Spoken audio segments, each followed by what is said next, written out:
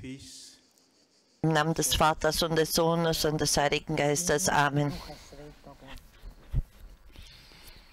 avant de commencer, Bevor wir beginnen, diese Begegnung par Marie, auf die Fürsprache Mariens, lasst uns que l'Esprit Saint dispose notre intelligence et notre cœur dass der Heilige Geist unser Verstand, unser Herz befähigt. de l'enseignement que Jésus nous donne. Lasst uns bitten, damit wir diese Katechese hören können, die Jesus uns heute früh gibt. De silence, Wir bleiben eine Minute in Stille usons notre intelligence et notre cœur und wir werden unseren Verstand, unser Herz vorbereiten au grand Marie, I zazvaćemo présente au milieu de nous. Mariju, und wir bitten Maria, dass sie Fürsprache hält, sie, die hier unter uns ist.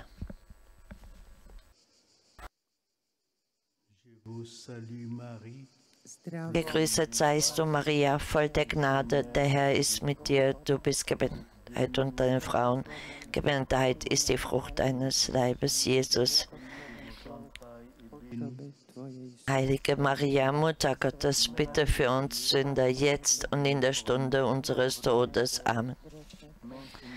et à Sada l'heure de notre i na mort. času Amen. smrti naše. Amen.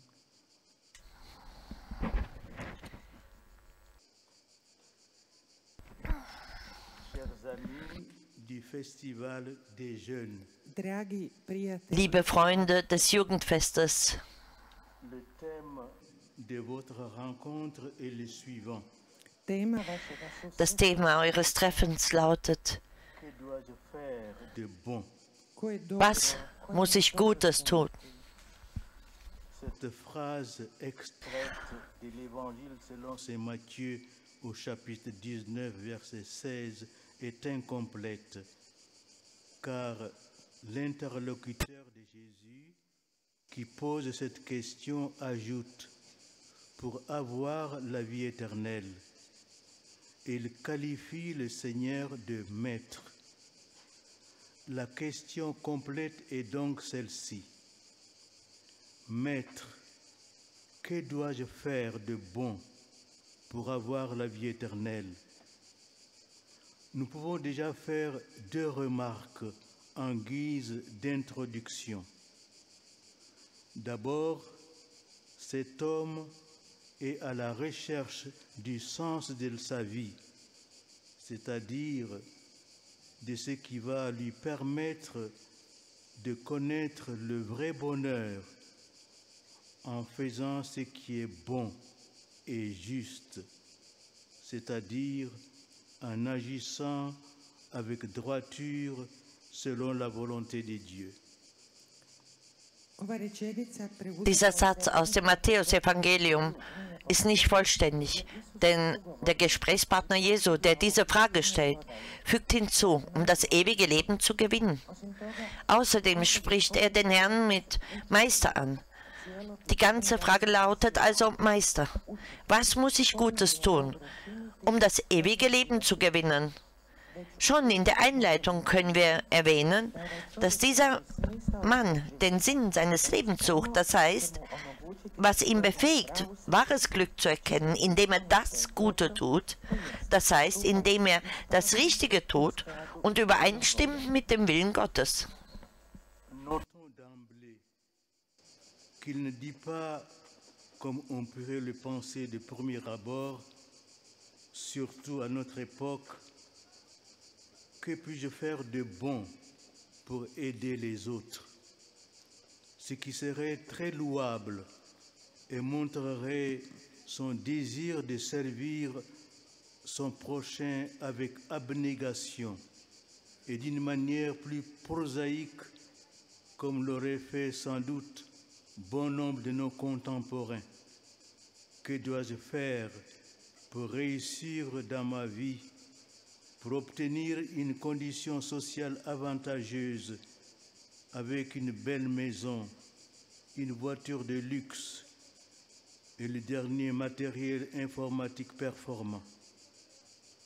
J'ai été tenté d'ajouter en cette année 2021, pour me rendre en vacances dans l'espace interstellaire, puisque, comme vous le savez, il y a quelques semaines, deux personnages qui vivent dans l'opulence se sont offerts un voyage de quelques minutes dans l'espace qui a coûté une somme gigantesque.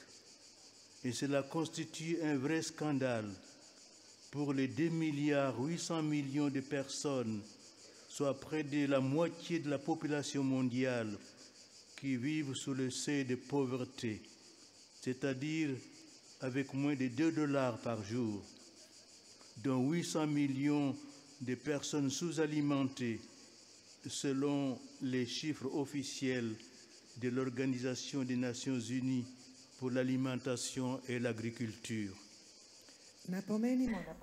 Beachten wir zunächst, dass er am Anfang nicht sagt, was man auf den ersten Blick denken könnte, nämlich, was kann ich Gutes tun, um anderen zu helfen? Das wäre sehr lobenswert und würde seinen Wunsch zeigen, seinen Nächsten selbstlos zu dienen. Er sagt auch nicht, was viele unserer Zeitgenossen vor allem in unserer Zeit wohl etwas prosaischer sagen könnten. Was muss ich tun, um in meinem Leben erfolgreich zu sein?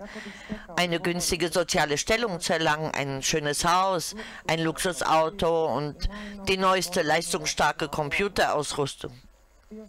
Ich war versucht, in diesem Jahr 2021 hinzuzufügen, um auf eine Reise in den interstellaren Raum zu gehen. Ihr wisst, dass sich vor einigen Wochen zwei im Luxus lebende Männer eine nur wenige Minuten dauernde Weltraumreise gegönnt haben, die sie unbeschreiblich teuer bezahlt haben.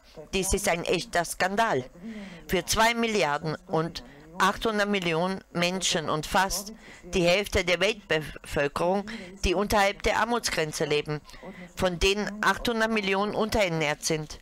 Das heißt, mit weniger als 2 $ pro Tag legen, nach offiziellen Angaben der Nahrungs- und Landwirtschaftsorganisation der Vereinten Nationen. L'interlocuteur de Jésus se place sur un autre plan, beaucoup plus élevé, le niveau que je qualifierais de suprême et indépassable, car il s'agit de la vie éternelle, c'est-à-dire de la finalité ultime de toute vie humaine en ce monde. Et c'est pour cela que cette question nous intéresse, qu'elle vous intéresse, vous les jeunes, qui recherchez ardemment le sens de votre vie et donc sa finalité. Pourquoi vivons-nous? D'où venons-nous? Où allons-nous? Quel est le vrai sens de notre vie? Comment y parvenir? Ce sont là nos questions essentielles et quotidiennes.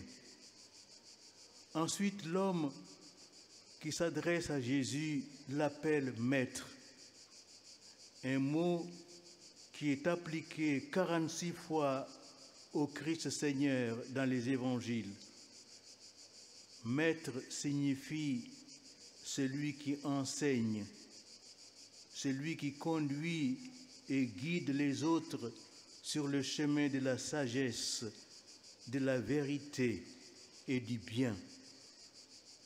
Et comme vous le savez, Jésus est lui-même la vérité. Comme on peut le lire dans l'évangile de Matthieu, les foules restaient frappées de son enseignement, car il les enseignait en homme qui a autorité et non pas comme les scribes.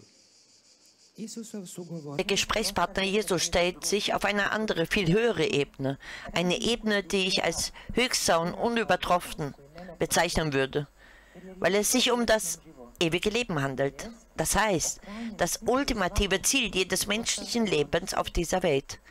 Und deshalb interessiert uns eine Frage, Darum interessiert sie euch, junge Menschen, die ihr eifrig nach dem Sinn eures Lebens und damit nach seinem Zweck sucht. Warum leben wir? Woher kommen wir? Wohin gehen wir? Was ist der wahre Sinn des Lebens? Wie dies erreichen? Wer ist dieser Gesprächspartner Jesu? Matthäus sagt, er sei jung,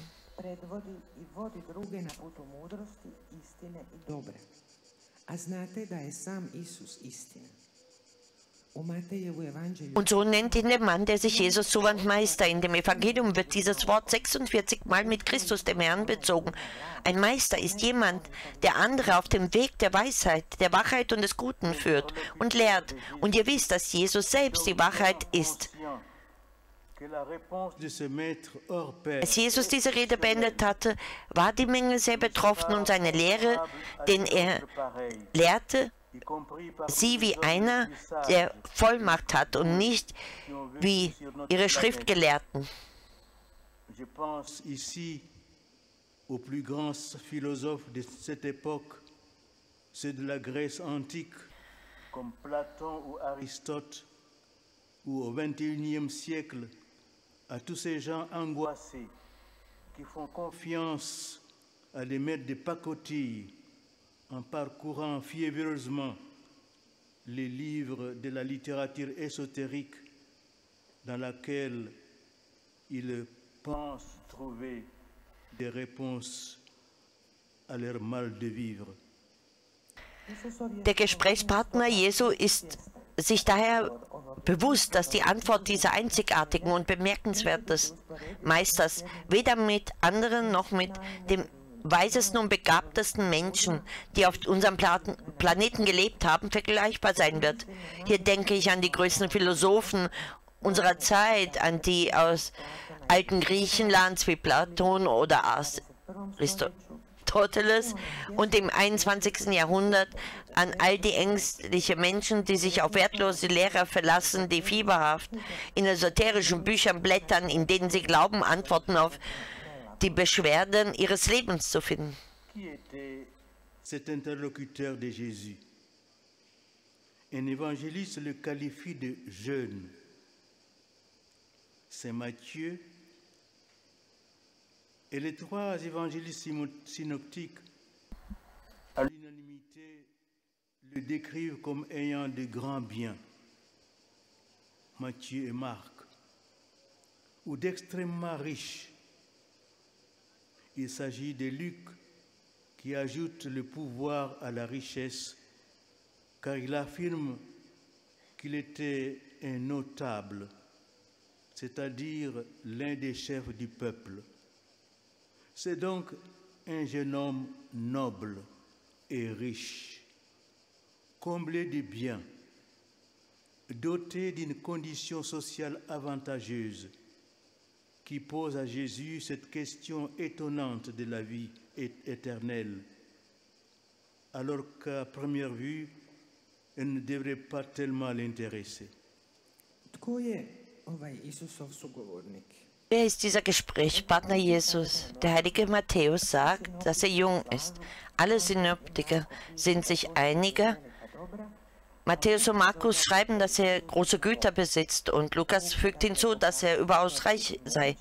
Lukas fügt dem Reichtum auch Macht hinzu, weil er behauptet, er sei einer der von den führenden Männern, das heißt einer der Führer des Volkes. So stellt ein reicher junger Mann, erfüllt von Gütern und in einer guten sozialen Stellung, Jesus diese erstaunliche Frage nach dem ewigen Leben. Und wir würden auf den ersten Blick sagen, dass er sich nicht so dafür interessieren sollte.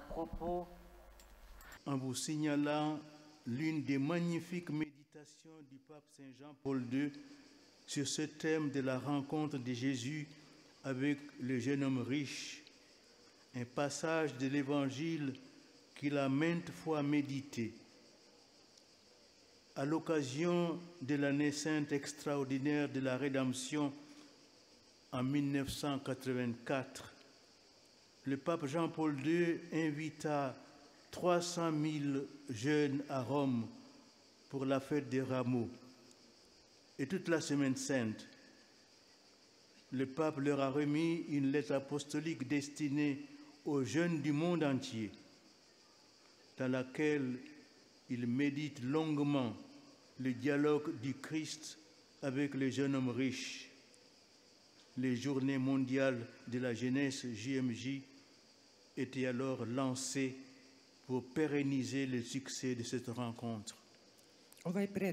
Ich beschließe dieses Vorwort, indem ich euch auf eine der großen Meditationen des heiligen Papstes Johannes Paul II. Hinzuweisen zum Thema der Begegnung Jesus mit dem reichen jungen Mann. Dieser Abschnitt aus dem Evangelium, die er wiederholt kommentiert hat, anlässlich des außerordentlichen heiligen Jahres der Erlösung 1954 hat Papst Johannes Paul II. 300.000 junge Menschen eingeladen, zum Palmsonntag und die ganze Karwoche nach Rom zu kommen. Der Papst richtete ein apostolisches Schreiben an die Jugendlichen aus aller Welt, in dem er ausführlich über das Gespräch Christi mit dem reichen jungen Mann nachdachte. Dann wurde der Weltjugendtag ins Leben gerufen, sodass dieser erfolgreiche Treffen zu etwas Dauerhaften wurde.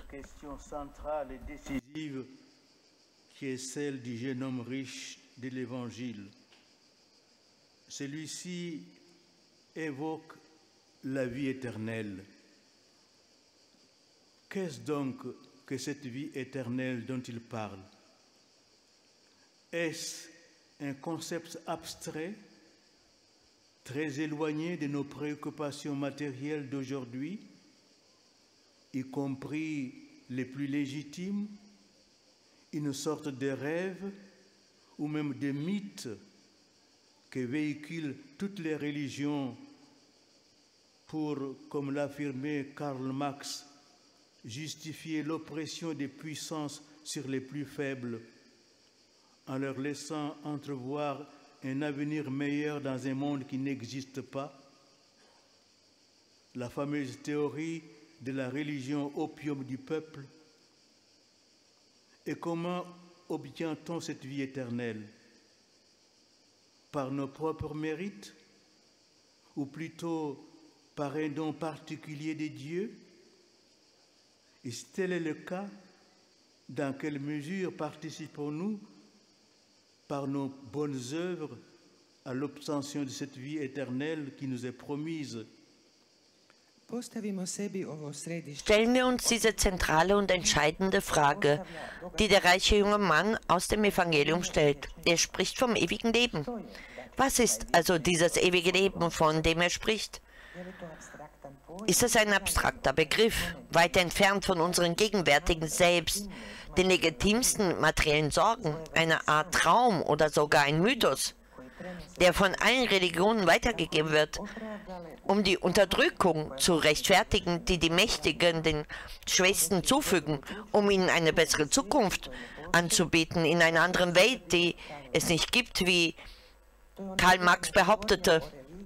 Das ist die berühmte Theorie von der Religion als Opium des Volkes. Und wie gelangt man zu diesem ewigen Leben? Durch unseren Verdienst oder durch ein besonderes Geschenk Gottes? Wenn ja, inwiefern nehmen wir durch unsere guten Werke daran teil, dass wir dieses verheißenes ewige Leben erlangen? Pour répondre à cette question cruciale, je vous invite à relire avec moi le récit d'une autre rencontre de Jésus, cette fois avec un notable juif. Il s'agit de Nicodème, membre du Sanhédrin, qui vient le trouver de nuit. Cet épisode occupe tout le chapitre 3 de l'Évangile selon Saint Jean. Celui-ci nous raconte que Nicodème, qui était un homme juste et pieux, fut saisi par la puissance mystérieuse qui émanait de la personnalité de Jésus. En effet, sa doctrine et sa vie profondément ancrée en Dieu l'avaient touché au plus profond de son âme. Il avait sans doute assisté à certains miracles, comme celui qui avait eu lieu à la piscine probatique, la guérison de cet homme paralysé pendant 38 ans, à qui Jésus avait intimé cet ordre. Lève-toi, prends ton brancard et marche. Um diese Schlüsselfrage zu beantworten, lade ich euch ein, mit mir den Bericht über eine weitere Begegnung mit Jesus zu lesen. Diesmal mit dem jüdischen Würdenträger Nikodemus, ein Mitglied des Sanhedrins, der nachts zu ihm kam. Dieses Ereignis nimmt das gesamte 3. Kapitel des Johannesevangeliums ein. Er erzählt uns, dass Nikodemus, der ein gerechter und frommer Mann war, von einer mysteriösen Macht ergriffen wurde, die von der Persönlichkeit Jesu ausging. Seine Lehre und sein tief in Gott verankertes Leben berührten ihn bis in die Tiefe seiner Seele. Zweifellos war er Zeuge einiger Wunder, wie das in den Bädern von Bethzatha, als Jesus den Gelähmten, der 38 Jahre lang gelähmt war, heilte, dem er befahl: Steh auf, nimm deine Bahre und geh.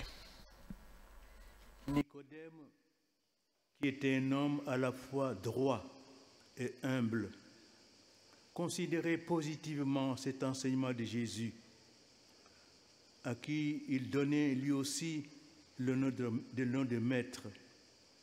Il observait cet homme fascinant, dont les miracles lui apportaient le signe incontestable de la véracité de son propos.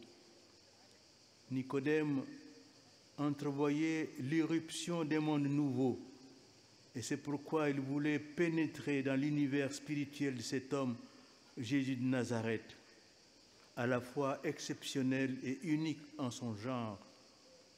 De la question qui inaugurera cet entretien singulier: Rabbi ou maître. Nous le savons, c'est de la part de Dieu que tu es venu comme un maître qui enseigne, car personne ne peut accomplir les signes que tu accomplis si Dieu n'est pas avec lui.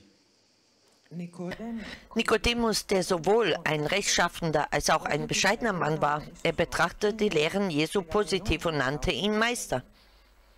Er beobachtete diesen faszinierenden Mann, dessen Wunder ihm ein unbeschreibliches Zeichen für die Wahrheit seiner Worte gaben. Nikodemus sah das Kommen einer neuen Welt voraus und wollte deshalb in das spirituelle Universum dieses Mannes, Jesus von Nazareth, eintreten, der außergewöhnlich und einzigartig ist. Daher die Frage, der er dieses einzigartige Gespräch beginnt: Rabbi, Meister.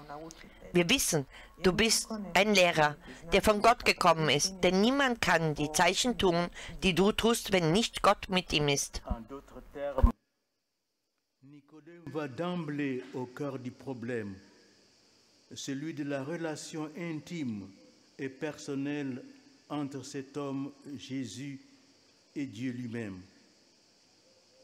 On dirait aujourd'hui qu'il pose la question fondamentale et incontournable, celle de la véritable identité de Jésus en tant que vrai homme et vrai Dieu. Et nous pouvons constater que par la suite, cet entretien nocturne a porté des fruits de grâce et de conversion, car, comme vous le savez, c'est ce même Nicodème, membre du Sanhédrin, qui prendra la défense de Jésus en rappelant aux autres membres de cette assemblée la règle suivante: notre loi ne permet pas de condamner un homme sans l'avoir entendu. Et c'est aussi lui qui sera physiquement présent plus tard, le vendredi saint, à la condamnation à mort de Jésus pour blasphème par ce même Sanhédrin dirigé par le grand prêtre Caïphe, avant de rendre un hommage très touchant au Rédempteur de l'humanité, en apportant pour la sépulture du Christ Sauveur un mélange de myrrhe et d'aloès d'environ 100 livres. Drugim riječima, Nikodem ulazi u samu srž Mit anderen Worten, Nikodemus dringt in den Kern des Problems ein. Und das ist die Frage nach dem intimen und persönlichen Beziehung zwischen diesem Menschen, Jesus und Gott selbst. Heute würden wir sagen, dass er eine grundlegende Frage stellt, eine Frage nach der wahren Identität Jesu als dem wahren Menschen und dem wahren Gott. Und wir können sagen, dass dieses nächtliche Gespräch später die Früchte der Gnade und Bekehrung trug. Denn, wie Sie wissen, wird derselbe Nikodemus, ein Mitglied des Sanhedrin, wird Jesus verteidigen, indem er die anderen Mitglieder des Großen Rates an die folgende Regel erinnert. Beurteilen etwa unsere Gesetze einen Menschen, bevor man ihn verhört und festgestellt hat, was er tut? Nikodemus wird später im Karfreitag physisch anwesend sein, als derselbe Sanhedrin, angeführt vom Hohenpriester Kaiphas, Jesus wegen Gotteslästerung zum Tode verurteilt. Nikodemus erweist dem Erlöser der Menschheit später eine sehr rührende Ehre, indem er zum Begräbnis Christi des Erlösers eine Mischung aus Myrrhe und Aloe, etwa 100 Pfund, brachte. En vérité, je te le dis, à moins de naître d'en haut, on ne peut voir le royaume de Dieu. Ce qui signifie, ajoute-t-il, que personne, à moins de naître de l'eau et de l'esprit, ne peut entrer dans le royaume de Dieu. Car ce qui est né de la chair est chair, ce qui est né de l'esprit est esprit. Cela signifie que ce que tu veux, cher Nicodème, c'est-à-dire parvenir à la vie éternelle, n'est pas possible si tu comptes uniquement sur tes propres forces. Und hier ist die erstaunliche Antwort Jesu. Amen, Amen, ich sage dir, wenn jemand nicht von neuem geboren wird, kann er das Reich Gottes nicht sehen. Das heißt, er fügt hinzu, wenn jemand nicht aus Wasser und Geist geboren wird, kann er nicht in das Reich Gottes kommen. Was aus dem Fleisch geboren ist, das ist Fleisch, was aber aus dem Geist geboren ist, das ist Geist. Das bedeutet, dass das, was du willst, lieber Nikodemus, nämlich das ewige Leben zu erlangen, nicht möglich ist, wenn du dich allein auf deine eigene Kraft verlässt. L'homme est du monde. S'il ne pense que par lui-même, quelque profonde et même géniale et vertigineuse que soient ses pensées, l'homme reste toujours au niveau du monde, au niveau horizontal et humain. Il lui faut donc autre chose, une autre dimension qu'il ne peut recevoir que de l'extérieur de lui-même, c'est-à-dire de Dieu. Il lui faut un nouveau commencement, de nouvelles fondations sur lesquelles il peut bâtir toute son existence. Ja, der Mensch ist vor allem von der Welt. Wenn er nur aus eigener Kraft denkt, egal wie tief, ja genial und schwer, schwindelerregend sein, so bleibt seine Gedanken immer auf der Ebene der Welt. Deshalb braucht er etwas anderes, eine andere Dimension, die nur von außen kommen kann, von Gott. Er braucht einen neuen Anfang, er braucht neue Grundlagen, auf denen er seine ganze Existenz aufbauen kann. Jésus pose ici le principe d'une nouvelle vie à laquelle tout homme est appelé à naître. Face à Nicodème, qui prenant les paroles de Jésus au sens littéral, ne les comprend pas. Jésus va plus loin et précise qu'il parle bien d'une nouvelle naissance, réalisée par la venue de l'Esprit Saint, créateur dans l'âme de celui qui désire obtenir la vie éternelle. L'Esprit Saint dont nous appelons la venue dans notre âme en chantant l'hymne Veni Creator, viens Esprit Créateur, nous affranchit des limites de notre première naissance, dont il fait la matière d'une renaissance. Comme le dit la liturgie de la Pentecôte, envoie ton Esprit, Seigneur, et tout sera recréé, et tu renouvelleras la face de la terre. Isus ovdje postavlja Jesus legt hier das Prinzip des neuen Lebens dar, zu dem jeder Mensch berufen ist, geboren zu werden. Konfrontiert mit Nikodemus, der nicht versteht, weil er die Worte Jesu wörtlich nimmt, geht Jesus weiter und betont, dass er von einer neuen Geburt spricht, die sich verwirklicht durch das Kommen des Heiligen Geistes, des Schöpfers, in die Seele desjenigen, der das ewige Leben gewinnen möchte. Dieser Heiliger Geist, dessen Kommen wir in unsere Seele durch das Singen des Hymnus Veni Creator Spiritus, komm Schöpfer Geist, erbitten, das befreit uns von der Geburt unserer ersten Geburt, aus der er das Material für die neue Geburt erschafft. Wie die Pfingstliturgie sagt, Herr, sende dein Geist und alles wird neu erschaffen und du wirst das Angesicht der Erde erneuern. Cette nouvelle naissance porte un nom, Caritas ou charité.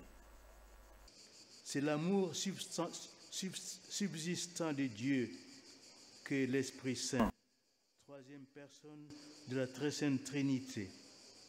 C'est lui, l'Esprit Saint, qui crée un homme nouveau à partir de la venue au monde naturel de la première naissance de chaque homme. Et notez bien que l'Esprit Saint a réalisé cela en tout premier lieu le jour de l'Annonciation, lorsque par lui, le Seigneur Jésus, le Verbe de Dieu, s'est fait homme dans le sein très pur de la Sainte Vierge Marie. Et par la foi, et donc par la rédemption accomplie par le Christ, tout homme peut recevoir ce don de la nouvelle naissance qui a pour nom la vie éternelle. Diese neue Geburt hat einen Namen, Caritas oder Liebe. Das ist die Liebe Gottes, die der Heilige Geist ist, die dritte Person der heiligsten Dreifaltigkeit. Er, der Heilige Geist, erschafft ein neues Wesen, ausgesinnt von natürlichem Kommen in die Welt, bei der ersten Geburt eines jeden Menschen. Und denkt daran, dass der Heilige Geist dies vor allem am Tag der Verkündigung tat, als durch ihn unser Herr Jesus, das Wort Gottes, Mensch geworden ist, im reinsten Schoße der seligen Jungfrau Maria. Und durch den Glauben, das heißt durch die Erlösung, die Christus verwirklicht hat, kann jeder Mensch diese Gabe der Neugeburt empfangen, die das ewige Leben genannt wird. Ce qui fait dire à Jésus, en conclusion de son entretien avec Nicodème, Dieu a tellement aimé le monde qu'il a donné son Fils unique, afin que quiconque croit en lui ne se perde pas, mais obtienne la vie éternelle. Car Dieu a envoyé son Fils dans le monde, non pas pour juger le monde, mais pour que le monde par lui soit sauvé. Deshalb sagt Jesus am Ende seines Gespräches mit Nikodemus, denn so hat Gott die Welt geliebt, dass er seinen eingeborenen Sohn gab, damit alle, die an ihn glauben, nicht verloren gehen, sondern das ewige Leben haben. Denn Gott hat seinen Sohn nicht in die Welt gesandt, um die Welt zu verdammen, sondern um die Welt durch ihn zu retten. Notre réflexion sur la vie éternelle ne s'arrête pas à la constatation que nous devons renaître par l'Esprit Saint à une vie nouvelle. Cette renaissance ou nouvelle naissance dont parle Jésus à Nicodème, il faut aller plus loin en abordant la question du comment obtenir la vie éternelle. Jésus nous transmet la réponse par sa propre par son propre exemple. Naše razmišljanje o vječnom životu Unsere Betrachtung über das ewige Leben endet nicht bei der Behauptung, dass wir durch den Heiligen Geist von neuem zum Leben geboren werden müssen, oder die neue Geburt, über die Jesus zu Nikodemus sprach. Wir müssen weitergehen, indem wir die Frage stellen, wie wir das ewige Leben erlangen. Jesus wird uns durch sein eigenes Beispiel Antwort darauf.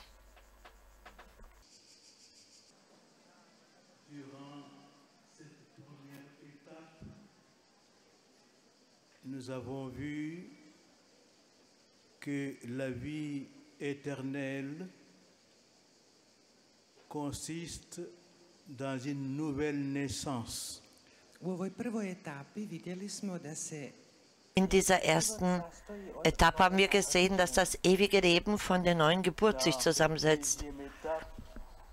Nous allons voir comment se réalise cette nouvelle naissance. u ovoj drugoj etapi ćemo In der zweiten Etappe werden wir sehen, wie diese neue Geburt sich verwirklicht. Réfléchirons sur le baptême. razmišljat ćemo o Wir betrachten über die Taufe. Ainsi, notre réflexion sur la vie éternelle ne s'arrête pas à la constatation que nous devons renaître par l'Esprit Saint à une vie nouvelle. Cette renaissance ou nouvelle naissance dont parlait Jésus à Nicodème, il faut aller plus loin en abordant la question du comment obtenir la vie éternelle. Jésus nous a donné la réponse par son propre exemple. naše razmišljanje o vječnom životu Unser Betrachten über das ewige Leben endet nicht bei der Behauptung, dass wir durch den Heiligen Geist von neuem zum Leben geboren werden müssen oder die neue Geburt, über die Jesus zu Nikodemus spricht. Wir müssen weitergehen, indem wir die Frage stellen, wie wir das ewige Leben erlangen. Jesus gibt uns durch sein eigenes Beispiel Antwort darauf. L'évangile de Saint Marc commence par le récit du baptême de Jésus par son cousin Saint Jean-Baptiste pour souligner son importance primordiale. Le baptême de Jésus est semblable au portail des grandes cathédrales gothiques ornées d'un tympan sculpté représentant le Christ juge et pantocrator par lequel on doit passer pour accéder au sanctuaire, c'est-à-dire à la révélation du salut opéré par le Christ. L'Évangile nous dit que Jésus fut baptisé par Jean dans le Jourdain. Et aussitôt, en remontant de l'eau, il vit les cieux se déchirer et l'Esprit Saint descendre sur lui comme une colombe. Et il eut une voix venant des cieux, « Tu es mon Fils bien-aimé, en toi je trouve ma joie. » Evanđelje svetoga Marka Das Markus-Evangelium beginnt mit dem Bericht über die Taufe Jesu durch seinen Cousin Johannes, den Täufer, um seine ursprüngliche Bedeutung zu betonen. Die Taufe Jesu ist wie das Portal einer großen gotischen Kathedrale, das mit geschnitzten Tympanons geschmückt ist, die Christus, den Richter oder Pantokraten darstellt. Das ist eine Tür, durch die man gehen muss, um das Heiligtum zu betreten, das heißt zur Offenbarung des Heils, das von Christus vollbracht wurde. Das Markus-Evangelium sagt uns, in jenen Tagen kam Jesus aus Nazareth in Galiläa und ließ sich von Johannes im Jordan taufen. Und als er aus dem Wasser stieg, sah er, dass der Himmel sich öffnete und der Geist wie eine Taube auf ihn herabkam. Und eine Stimme aus dem Himmel sprach, du bist mein geliebter Sohn, an dir habe ich Gefallen gefunden. Ce texte contient ce qui constitue l'élément essentiel du sacrement du baptême, En effet, la Sainte Trinité, le Père, le Fils et l'Esprit Saint, est invoquée dans la formule Jacques, Philippe, Marie-Madeleine, je te baptise au nom du Père et du Fils et du Saint-Esprit. Voilà la forme du sacrement. Quant à la matière, Saint Jean-Baptiste l'avait annoncé lui-même en affirmant avant le baptême de Jésus, « Moi, je vous ai baptisé avec de l'eau, lui vous baptisera dans l'Esprit Saint. » Dieser Text enthält, was ein wesentliches Element des Sakraments der Taufe ausmacht. Tatsächlich rufen wir die Allerheiligste, Dreifaltigkeit, den Vater und den Sohn und den Heiligen Geist mit den Worten Jakob, Philipp, Maria Magdalena, ich taufe dich im Namen des Vaters und des Sohnes und des Heiligen Geistes. So viel zur Form des Sakramentes.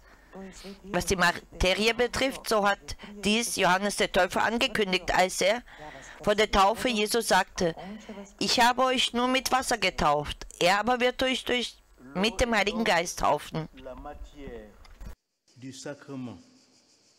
Depuis toujours, les hommes ont cru en elle un symbole à la fois de la vie et de la mort.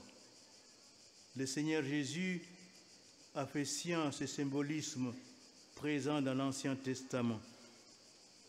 Depuis les eaux des premiers instants de la création jusqu'à l'eau du déluge, et cette eau vive qui jaillit du côté droit du temple de Jérusalem vers l'Orient, dans la vision du prophète Ézéchiel. Et Jésus y a introduit le mystère de la présence et l'œuvre de l'Esprit Saint. Wasser ist daher die Substanz des Sakramentes. Die Menschen haben darin seit jeher ein Symbol des Lebens und des Todes erkannt.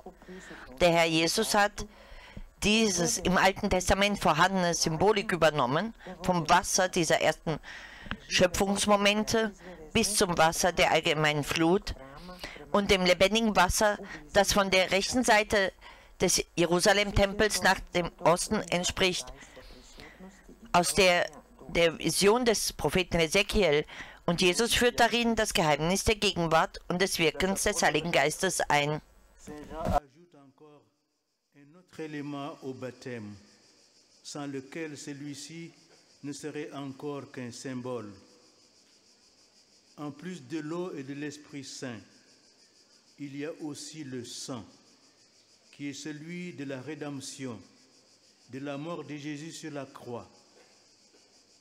Jean affirme ceci, c'est lui, Jésus-Christ, qui est venu par l'eau et par le sang, non pas seulement avec l'eau, mais avec l'eau et avec le sang. Et celui qui rend témoignage, c'est l'Esprit, car l'Esprit est la vérité. En effet, ils sont trois qui rendent témoignage, l'Esprit Saint, l'eau et le sang. Et les trois n'en font qu'un. Aber es gibt noch etwas mehr. In seinem ersten Brief fügt der heilige Johannes der Taufe ein weiteres Element hinzu, und dass es nur ein Symbol wäre. Neben dem Wasser und dem Heiligen Geist ist auch das Blut der Erlösung, das Blut Jesu Tod am Kreuz da. Johannes sagt, Jesus Christus, dieser ist es, der durch Wasser und Blut gekommen ist. Jesus Christus. Er ist nicht nur im Wasser gekommen, sondern im Wasser und im Blut. Und der Geist ist der Zeugnis ablegt. Denn der Geist ist die Wahrheit. Drei sind es, die Zeugnis ablegen. Der Geist, das Wasser und das Blut. Und diese drei sind eins. Et donc le troisième élément indissociable du baptême. En effet, l'apôtre et l'évangéliste Saint Jean, le disciple que Jésus aimait, a été témoin de la mort du Christ Seigneur. C'est un fait historique. Il a écrit dans son évangile: l'un des soldats, avec sa lance, lui perça le côté, et aussitôt il en sortit du sang et de l'eau. Celui qui a vu rend témoignage, et son témoignage est véridique. Et celui-là sait qu'il dit vrai, afin que vous aussi vous croyiez. Cela en effet arriva pour que s'accomplisse l'Écriture. Aucun de ces os ne sera brisé. Un autre passage de l'Écriture dit encore: ils lèveront les yeux vers celui qu'ils ont transpercé. Das von Christus, dem Erlöser, vergossene Blut ist daher das dritte untrennbare Element der Taufe tatsächlich. Erlebte der Apostel und Evangelist Johannes, der Jünger, den Jesus liebte, den Tod des Herrn. Das ist eine historische Tatsache. Und in seinem Evangelium schreibt er: sondern einer der Soldaten stieß mit der Lanze in seine Seite und sogleich floss Blut und Wasser heraus. Und daher, der es gesehen hat, hat es bezeugt und sein Zeugnis ist wahr. Und er weiß, dass er Wahres berichtet, damit auch ihr glaubt. Denn das ist geschehen, damit sich die Schriftwort erfüllte. Man soll an ihm kein Gebein zerbrechen. Und ein anderes Schriftwort sagt, sie werden auf den blicken, den sie durchbohrt haben.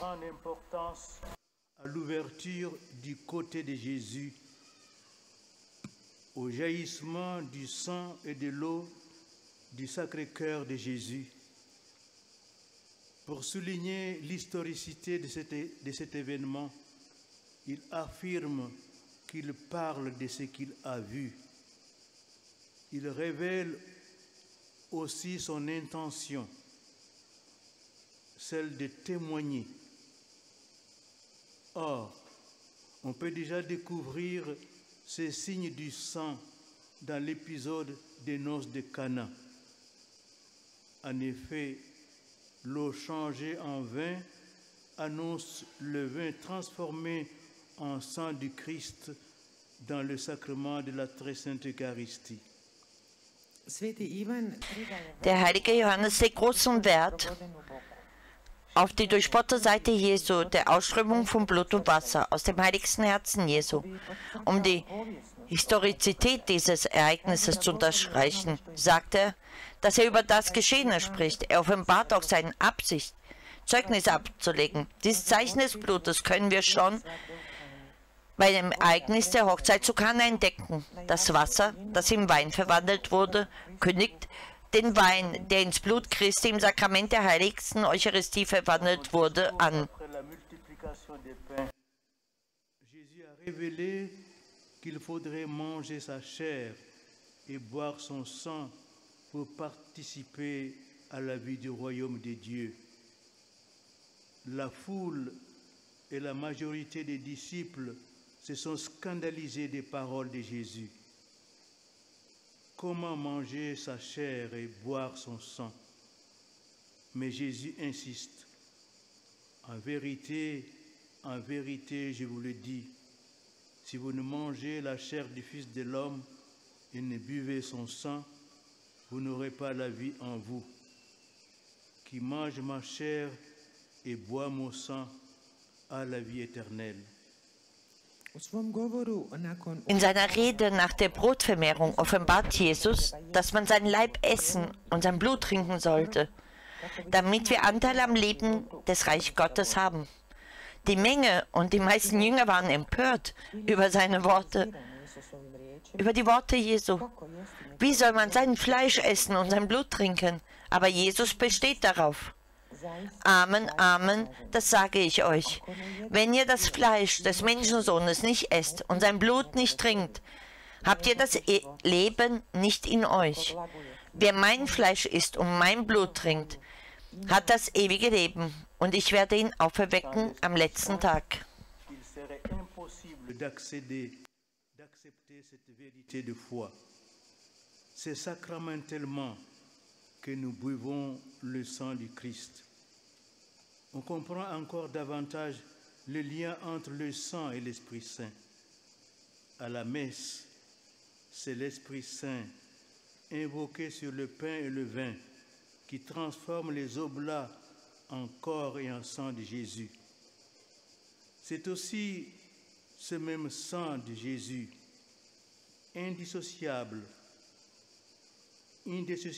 lié à l'Esprit Saint, qui, dans l'âme du baptisé, agit pour que, mis au tombeau avec le Christ, il ressuscite pour la vie éternelle.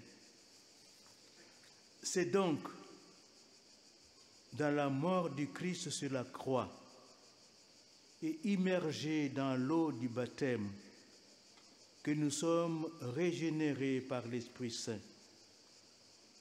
C'est ce qu'exprime saint Paul dans son épître aux Romains. Si nous sommes morts au Christ, comment continuer à vivre en lui? Ou bien ignorez-vous que baptisés dans le Christ Jésus, c'est dans sa mort que nous avons été baptisés. Nous avons donc été ensevelis par lui,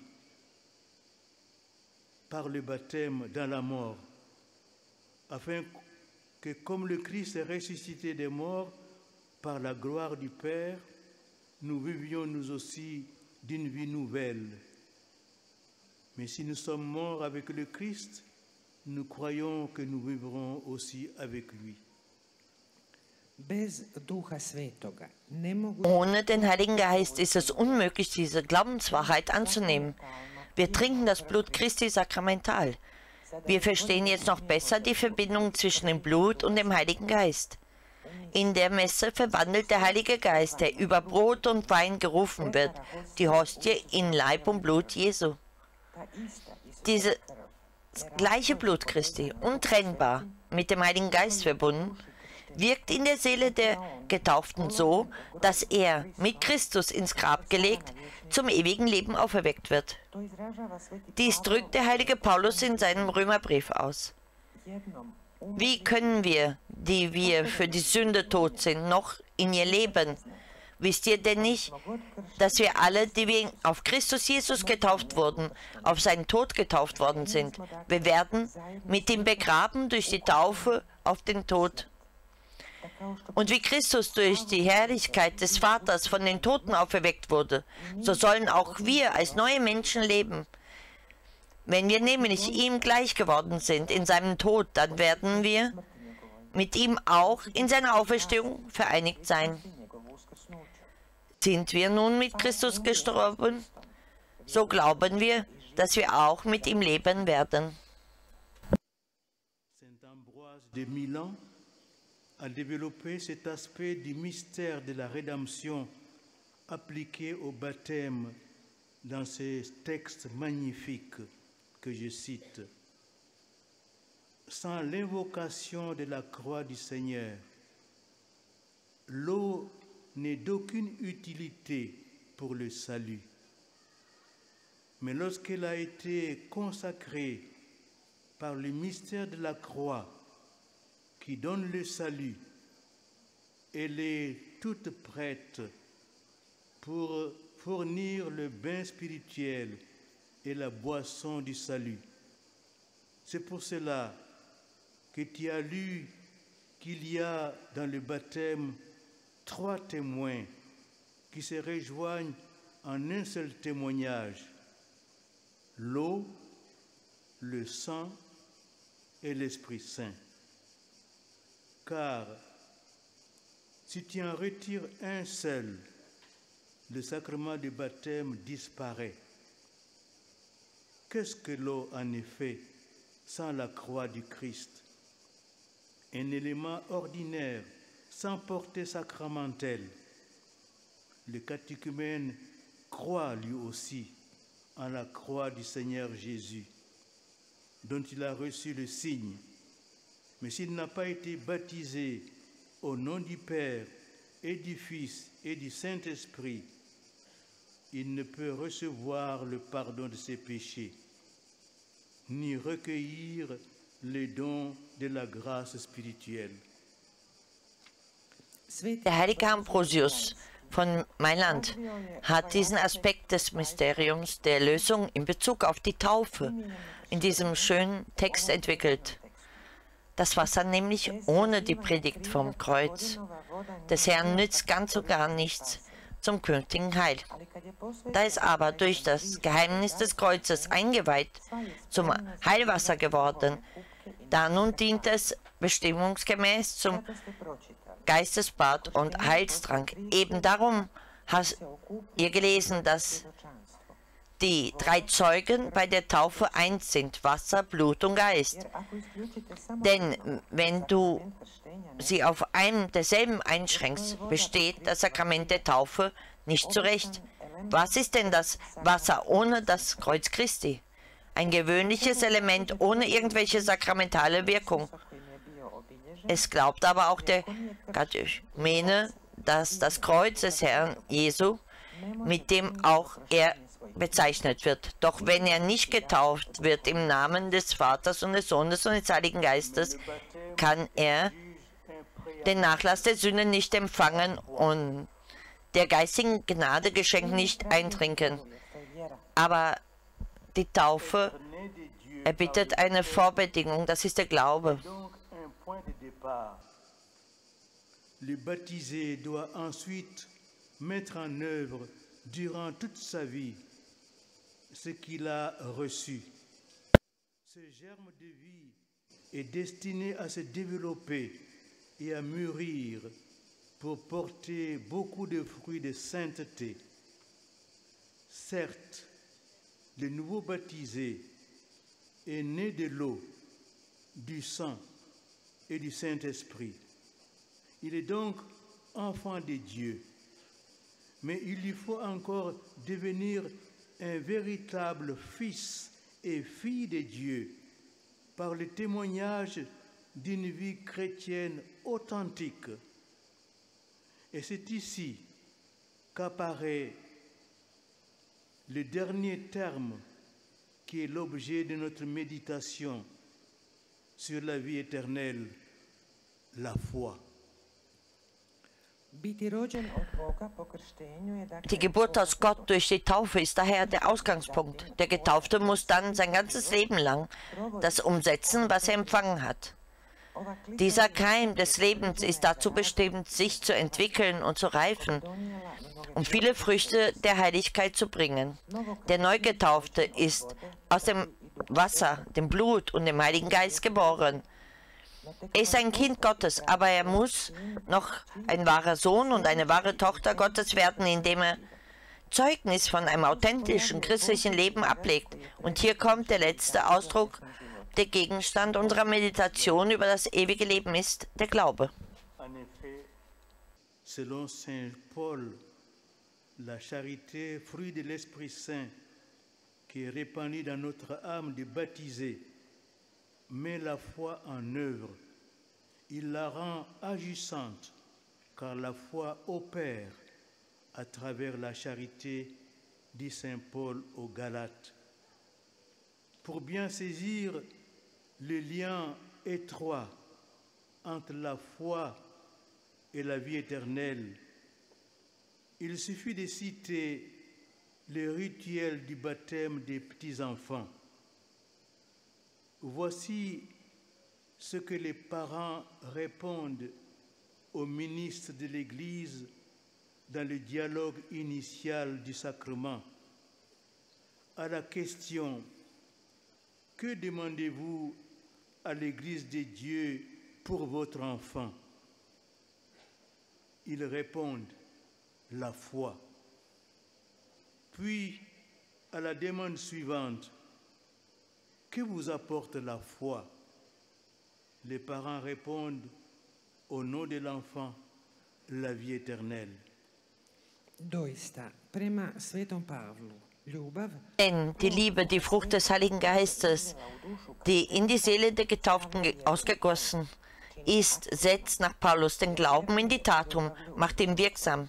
Denn der Glaube wirkt durch die Liebe, sagt der heilige Paulus im Galaterbrief.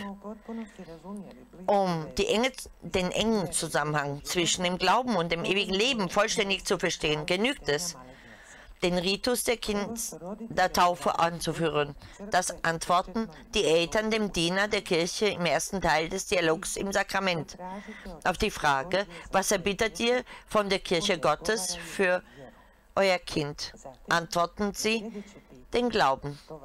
Auf die nächste Frage, was bringt euch der Glaube, antworten sie stellvertretend für das Kind, das ewige Leben. Mais me direz-vous, qu'est-ce que donc la foi?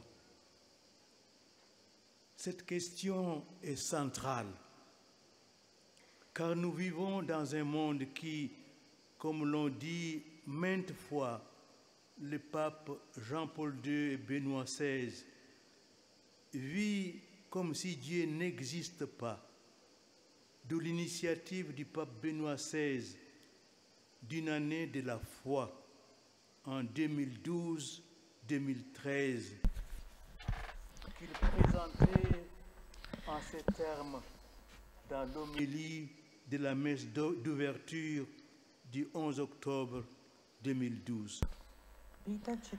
Ihr werdet mich fragen, was ist der Glaube?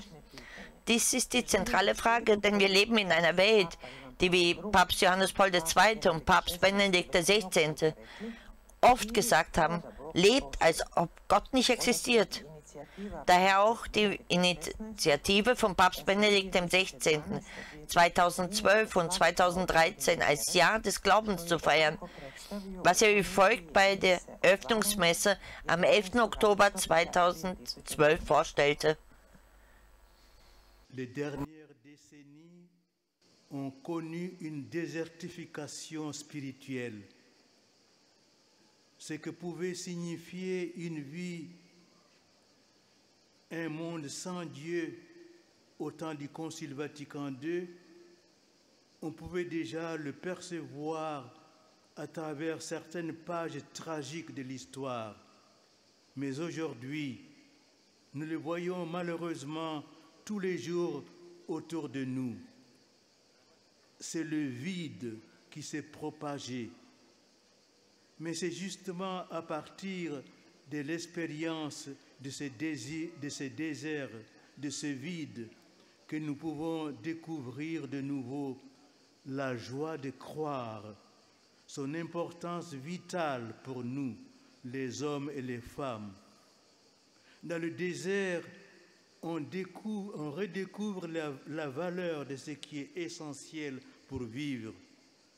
Ainsi, dans le monde contemporain, les signes de la soif de Dieu, du sens ultime de la vie, sont innombrables, bien que souvent exprimés de façon implicite ou négative.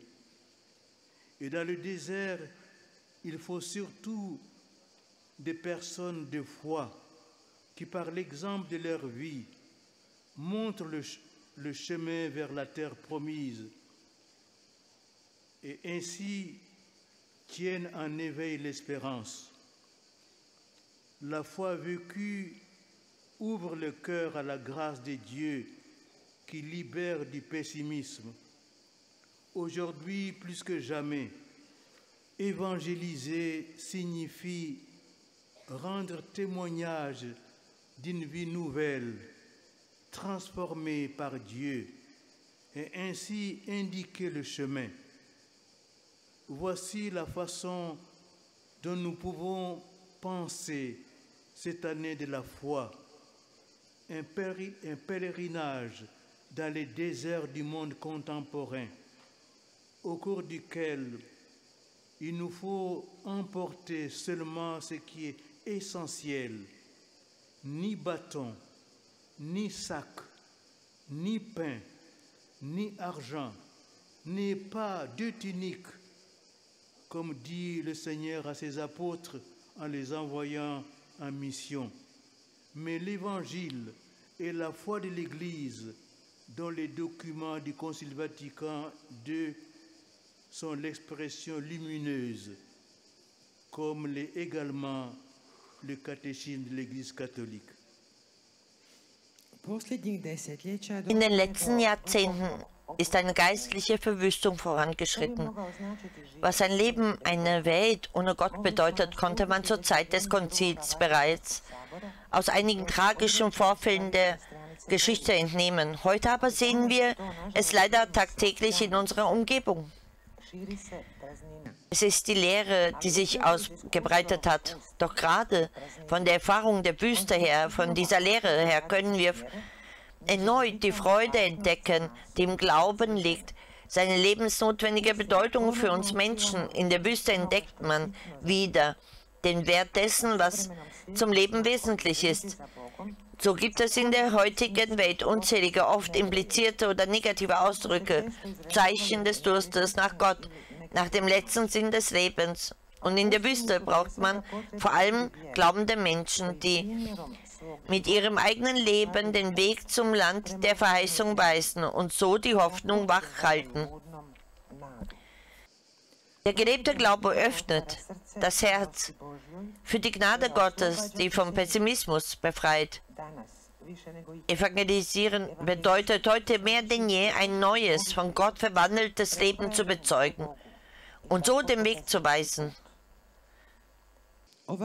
Da sehen wir also, wie wir dieses Jahr des Glaubens bildlich darstellen können, als eine Pilgerreise durch die Wüste der heutigen Welt, bei der man nur das Wesentliche mitnimmt. Kein Wanderstab, keine Vorratstasche, kein Brot, kein Geld und kein zweites Hemd, wie der Herr den Aposteln aufträgt, als er sie aussendet, sondern das Evangelium und den Glauben der Kirche, dessen leuchtender Ausdruck die Dokumente des Zweiten Vatikanischen Konzils sind, ebenso wie der Katechismus der katholischen Kirche. Benoît XVI décrivait alors le mal de notre XXe siècle tout en suggérant le remède à cette apostasie qui, telle une lèpre, ronge les âmes de nos contemporains et aussi nos sociétés sécularisées en les laissant exsangues sur le plan spirituel. En effet, chers jeunes, vous connaissez tous des gens qui n'ont pas la foi ou qui n'ont plus au moins ou plus ou moins abandonné la foi et que vous en rencontrez tous les jours dans vos familles, parmi vos amis et sur les lieux d'études et du travail et des loisirs. Et puis, combien parmi les baptisés qui déclarent avoir la foi vont à la messe chaque dimanche, se confessent régulièrement et prient chaque jour? Combien de chrétiens acceptent de recevoir filialement tout l'enseignement de l'Église, y compris celui qui concerne la morale? Et puis, sans doute, chacun de vous a-t-il vécu à sa façon le passage d'une foi d'enfant à une foi adulte, qui correspond souvent à la crise de l'adolescence. Papst Benedikt XVI. Beschrieb dann das Übel unseres 21. Jahrhunderts und schlug eine Heilung für diesen Abfall vor, der wie die Lepra die Seele unserer Zeitgenossen, aber auch unsere säkularisierte Gesellschaft auffrisst und sie geistig leer hinterlässt. In der Tat, liebe Jugendliche, ihr alle kennt Menschen, die keinen Glauben haben oder sie haben mehr oder weniger den Glauben verlassen. Und ihr begegnet ihn jeden Tag in euren Familien, unter Freunden, in der Schule, bei der Arbeit, in der Freizeit. Aber wie viele der Getauften, die behaupten, dass sie den Glauben haben, gehen jeden Sonntag zur Messe? Wie viele gehen regelmäßig zur Beichte und beten jeden Tag? Und wie viele der Christen stimmen zu, die gesamte Lehre der Kirche, einschließlich der Moral, als Söhne dieser anzunehmen? Außerdem hat sich jeder von euch den Übergang von kindlichen zum Erwachsenenglauben auf seine eigene Weise erlebt, die oft der Krise der Pubertät entspricht. Pour progresser dans la connaissance de cette vertu théologale de la foi, nous devons préalablement nous libérer d'une fausse idée qui la concerne. Je voudrais évoquer une ambiguïté quant à l'objet de la foi. Beaucoup de chrétiens sont persuadés qu'avoir la foi consiste à être convaincu de l'existence de Dieu et de celle de Jésus-Christ. Avançons un peu plus loin dans l'approfondissement de la foi. On peut affirmer que la vie éternelle est déjà commencée puisque nous avons été déjà donnés dans le baptême. Um in der Verwirklichung der theologischen Tugend des Glaubens voranzukommen, müssen wir zunächst die falsche Vorstellung vom Glauben loswerden. Eine Unklarheit möchte ich bezogen auf das Thema Glauben anmerken. Viele Christen sind überzeugt, dass der Glaube darauf hinausläuft, dass Gott und Jesus Christus existieren. Gehen wir einen Schritt weiter in der Vertiefung unseres Glaubens. Wir können sagen, dass das ewige Leben bereits begonnen hat, da es uns bereits durch die Taufe geschenkt wurde.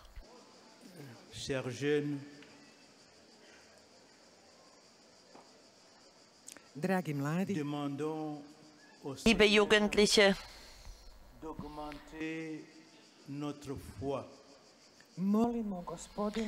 lasst uns Herrn bitten, dass er uns den Glauben vermehre. La suite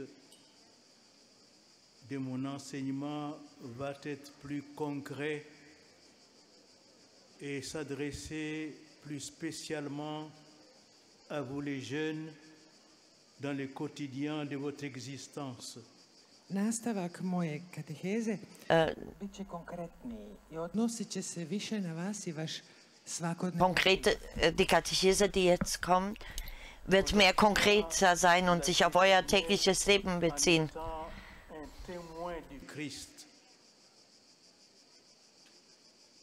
Ce mot témoin fait aussitôt penser à celui de martyr, qui est le mot grec correspondant à celui de témoin.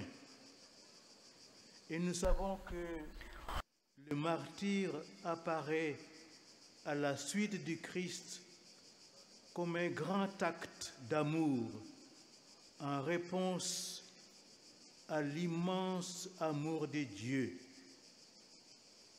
Comme le dit la Constitution sur l'Église du Concile Vatican II, Lumen Gentium, le martyr dans lequel le disciple est assimilé à son maître, acceptant librement la mort pour le salut du monde, et dans lequel il devient semblable à lui, est considéré par l'Église comme une grâce éminente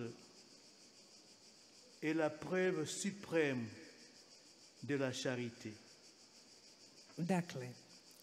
Das heißt, das ewige Leben durch das Zeugnis für Christus geworden. Das Wort Zeuge kommt vom griechischen Wort Martyr. Das Märtyrer bedeutet, wir wissen, dass das Martyrium in der Nachfolge Christi als das große Werk der Liebe und als Antwort auf die unermessliche Liebe Gottes erscheint. In der Konstitution über die Kirche des Zweiten Vatikanischen Konzils Lumen Gentium heißt es, das Märtyrertum, das den Jüngern, dem Meister, in der freien Ausnahme des Todes für das Heil der Welt ähnlich macht und im Vergießen des Blutes gleichgestellt, wertet die Kirche als hervorragendes Geschenk und als höchste Erweis der Liebe.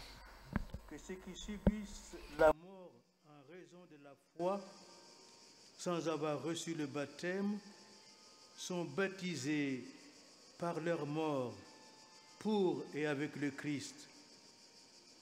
Et le baptême du sang porte tous les fruits du baptême sans être un sacrement. Saint Jean Chrysostome explique ce qu'est ce baptême du sang. Et ne vous étonnez pas que j'appelle le martyre un baptême, puisque le Saint-Esprit descend alors avec l'abondance de ses grâces, puisque c'est la rémission des péchés, l'âme purifiée d'une manière merveilleuse, étonnante.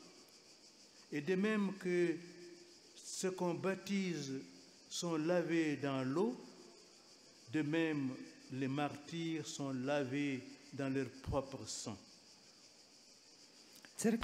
Die Kirche hat immer gelehrt, dass diejenigen, die aus dem Glauben den Tod erleiden und nicht getauft wurden, durch ihren Tod für Christus und mit ihrem getauft wurden.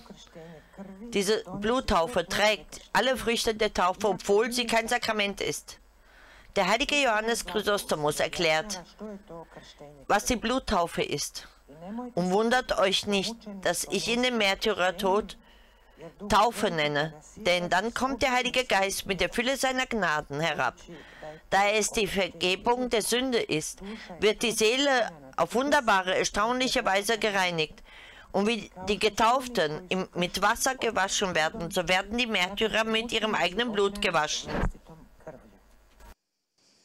Dans l'Apocalypse selon Saint Jean, il est question de la couronne de vie à propos des martyrs. Sois sans aucune crainte pour ce que tu vas souffrir. Voici que le diable va jeter en prison certains d'entre vous pour vous mettre à l'épreuve, et vous serez dans la détresse pendant 10 jours. Sois fidèle jusqu'à la mort, et je te donnerai la couronne de la vie. Cette couronne est destinée à tous les baptisés, fidèles, mais elle est particulièrement offerte à ceux qui souffrent, qui subissent la persécution pour Jésus, et bien souvent jusqu'à la mort. Die Offenbarung des heiligen Johannes spricht, wenn über das Märtyrertum gesprochen wird, von dem Kranz des Lebens. Fürchte dich vor dem, nicht vor dem, was du noch erleiden musst. Der Teufel wird einige von euch ins Gefängnis werfen, um euch auf die Probe zu stellen, und ihr werdet im Bedrängnis sein, 10 Tage lang. Seid treu bis in den Tod, dann werde ich dir den Kranz des Lebens geben. Diese Krone, dieser Kranz ist für alle getauften Gläubigen bestimmt, wird aber besonders denen angeboten, die leiden, die für Jesus verfolgt werden, oft sogar bis zum Tod. Le pape Saint Jean-Paul II avait invité les chrétiens à ouvrir les yeux sur les martyrs de notre époque. Au Colisée, le 7 mai 2000, au cours de la commémoration œcuménique des témoins de la foi au XXe siècle, le pape polonais a rappelé que l'expérience des martyrs et des témoins de la foi n'est pas une caractéristique propre au premier temps de l'Église, mais qu'elle est la marque de chaque époque dans son histoire, puisqu'il a souligné le fait qu'au cours du XXe siècle, peut-être plus encore que dans les débuts du christianisme, très nombreux ont été ceux qui ont témoigné de la foi au milieu des souffrances qu'ils ont endurées d'une manière héroïque. Ils ont subi des formes de persécution anciennes et nouvelles. Ils ont fait l'expérience de la haine et de l'exclusion. du mépris et du rejet, de la violence et de l'assassinat. Le XXe siècle a connu les horreurs de deux guerres, les temps de concentration, les camps de concentration et les génocides.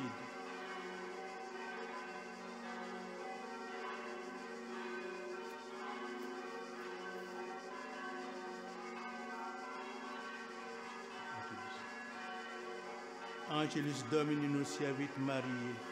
Der Engel des Herrn brachte Maria die Botschaft und sie empfing vom Heiligen Geist. Gegrüßt seist du, Maria, voll der Gnade, der Herr ist mit dir. Du bist gebenedeit unter Frauen und gebenedeit ist die Frucht deines Leibes, Jesus.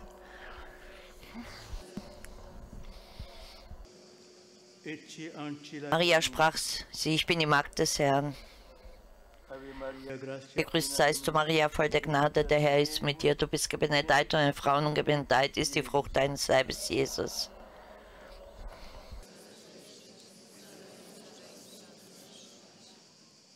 Und das Wort ist Fleisch geworden und hat unter uns gewohnt. Oremus, gratiam tuam, credumus Domine mentibus nos infundi, ut qui angelum nunciante Christi Filii incarnationem. Bitte für uns, heilige Gottesmutter, auf dass wir würdig werden der Verheißung Christi. Lasset uns beten, allmächtiger Gott, gieße deine Gnade in unsere Herzen ein. Durch die Botschaft des Engels haben wir die Menschwerdung Christi, deines Sohnes, erkannt. Lass uns durch sein Leiden und Kreuz zur Herrlichkeit des Auferstehung gelangen. Darum bitten wir durch Christus, unseren Herrn. Amen. Ehre sei dem Vater und dem Sohn und dem Heiligen Geist. Ehre sei dem Vater und dem Sohn und dem Heiligen Geist. Ehre sei dem Vater und dem Sohn und dem Heiligen Geist. Anlässlich des großen Jubiläums im Jahre 2000 hat Papst Johannes Paul II. Die Christen aufgefordert, die Augen zu öffnen für die Märtyrer unserer Zeit. Im Kolosseum am 7. Mai 2000 erinnerte der polnische Papst während der ökumenischen Gedächtnisfeier für die Zeugen des Glaubens im 20. Jahrhundert. Er wies darauf hin, dass es im 20. Jahrhundert, vielleicht mehr als zu Beginn des Christentums, unermesslich viele gab, die den Glauben inmitten des Leidens, das sie auf heroische Weise erduldeten, bezeugten. Sie erlitten alte und neue Formen der Verfolgung. Sie erlebten Hass und Ausgrenzung, Verachtung und Ablehnung, Gewalt und Tötung. Das 20. Jahrhundert kennt die Schrecken zweier Weltkriege, Konzentrationslager, Völkermorde.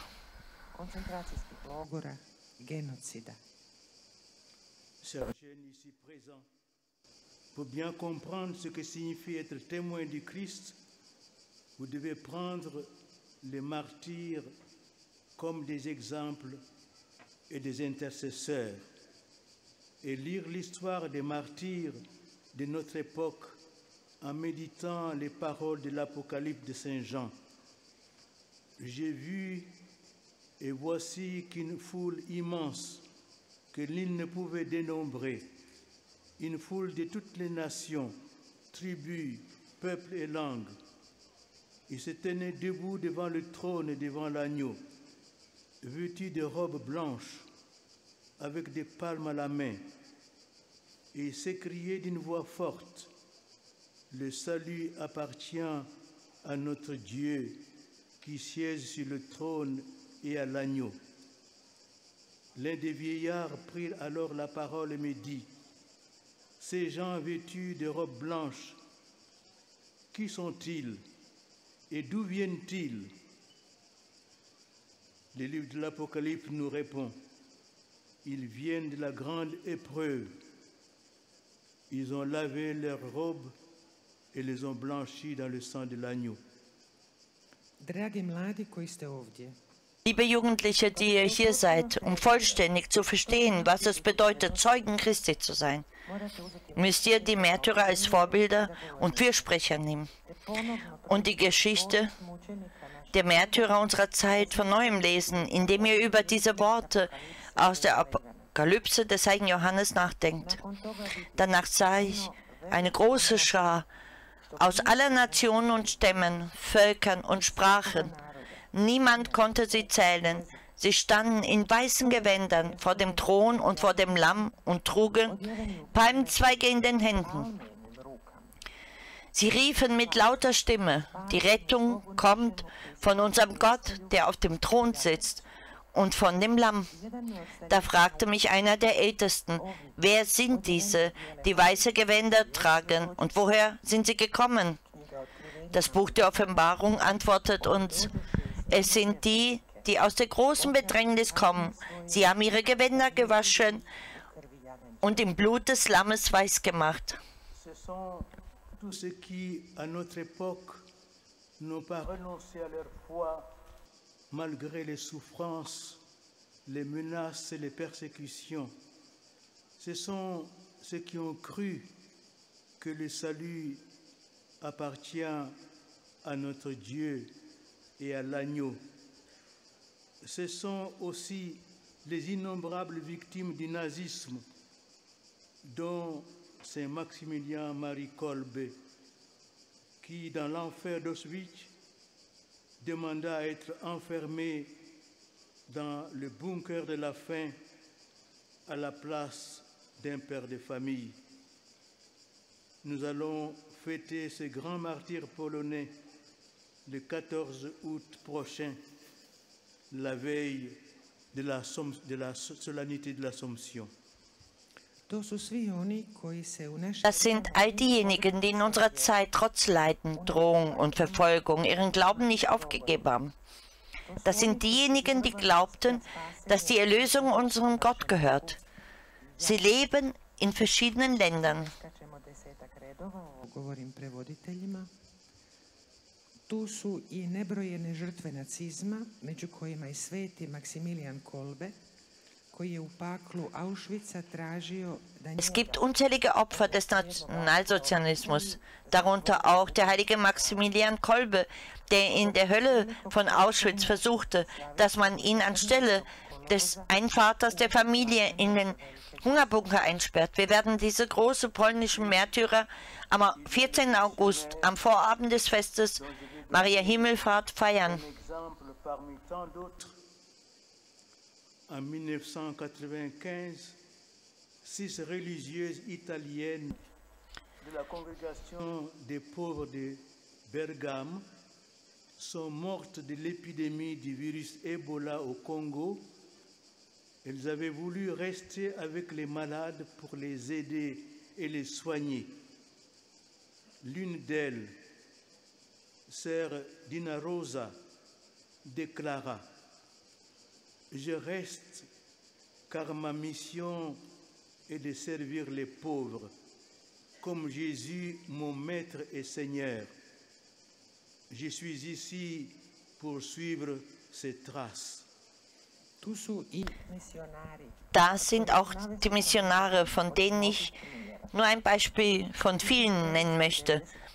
1995 starben 6 italienische Ordensschwestern der Kongregation der armen Schwestern von Bergamo an einer Ebola-Epidemie in Kongo. Sie wollten bei den Kranken bleiben, um ihnen zu helfen und sie zu behandeln. Eine von ihnen, Schwester Dina Rosa, sagte: Ich bleibe, weil es meine Mission ist, den Armen zu dienen, wie Jesus mein Meister und Herr. Ich bin hier, um in seine Fußstapfen zu treten. Et pour demeurer en Afrique, le continent dont je suis originaire, je voudrais citer un dernier exemple en guise d'illustration d'une autre forme de martyr, le martyr de la haine ethnique. Le 30 avril 1996, au Burundi, déchiré par une guerre civile entre Hutus et Tutsis, 40 séminaristes appartenant à ces deux ethnies ont été massacrés ensemble au séminaire de Buta. Leurs bourreaux les avaient enfermés dans une même pièce, puis ils leur avaient demandé de se séparer entre Hutu et Tutsi, mais ils refusèrent en affirmant qu'ils étaient d'abord et avant tout des chrétiens et que le baptême les unissait dans le Christ. Ostanimo još malo u Africi. Bleiben wir noch ein wenig in Afrika, dem Kontinent, aus dem ich komme. Als Beispiel für eine andere Form des Märtyrertums. Das Märtyrertum für ethnischen Hass möchte ich ein letztes Beispiel aufführen. Am 30. April 1996 im Burundi, das durch den Bürgerkrieg zwischen den Hutus und Tutsis zerrissen wurde, wurden im Seminar in Buta gemeinsam 40 Seminaristen dieser beiden Volksgruppen getötet. Ihr Henker sperrte sie im selben Raum ein und forderte sie auf, sich zwischen Hutus und Tutsis zu teilen, aber sie lehnten das ab und behaupteten, sie seien hauptsächlich Christen und die Taufe verbande sie in Christus. Alors, chers jeunes, je vous pose cette question. Voulez-vous embrasser l'héritage de ces martyrs sous le signe de la croix et de la résurrection? C'est le beau combat de la foi que vous aurez à mener et que bon nombre d'entre vous mènent déjà avec un grand courage. Regardons ensemble quels sont les éléments de ce combat. Face à l'arrogance du Goliath des puissances financières et médiatiques, lourdement armées et protégées par la cuirasse de ces fausses certitudes et par les nouvelles lois contre la vie, l'Église catholique au XXe siècle, au moins en Occident, et de plus en plus dans les pays de l'Europe orientale, ressemble au petit reste dont parle la Sainte Écriture. Liebe Jugendliche, ich stelle euch diese Frage. Möchtet ihr das Erbe dieser Märtyrer im Zeichen des Kreuzes und der Auferstehung annehmen?